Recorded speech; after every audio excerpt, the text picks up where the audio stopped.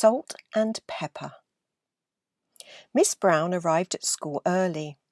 She went to find Wilson, the school caretaker, to ask him if he would carry something rather large in from her car. Wilson was in the staff room. He had just that moment finished fixing a hinge which had come loose on one of the windows and was more than happy to help Miss Brown.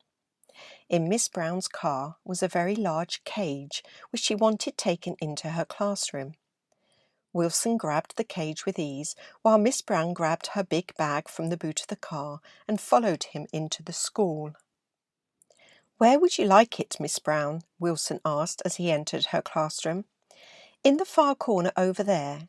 On that table up against the wall, please," Miss Brown replied.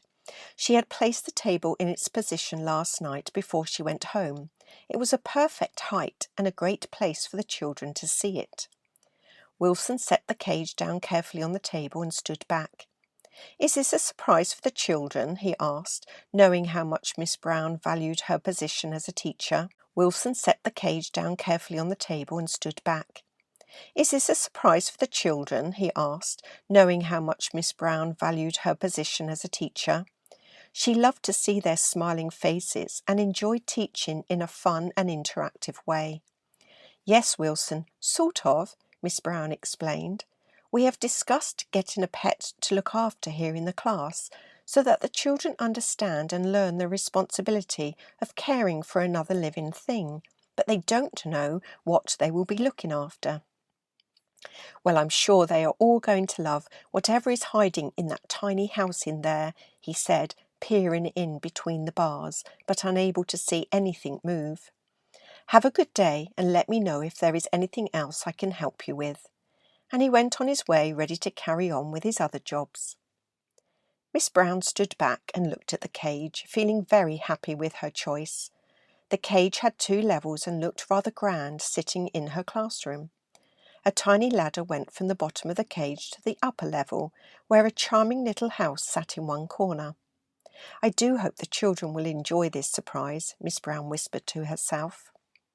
She reached into her big bag, which she used to carry necessary school items, and took out an old green tablecloth she no longer used.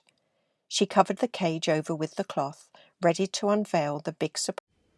Miss Brown stood at the front of the class with her hands by her side, staring straight ahead, not saying a word.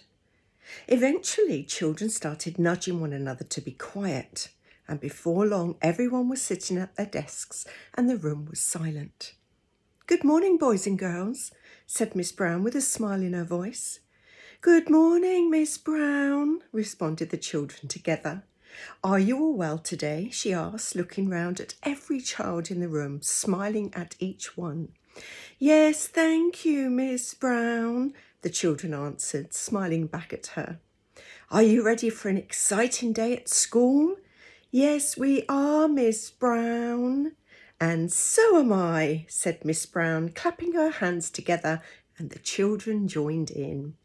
"Now, before we get started on our first lesson, I expect you are all wondering what is underneath the cloth over there," she said, pointing to where the cage was hiding underneath the cloth.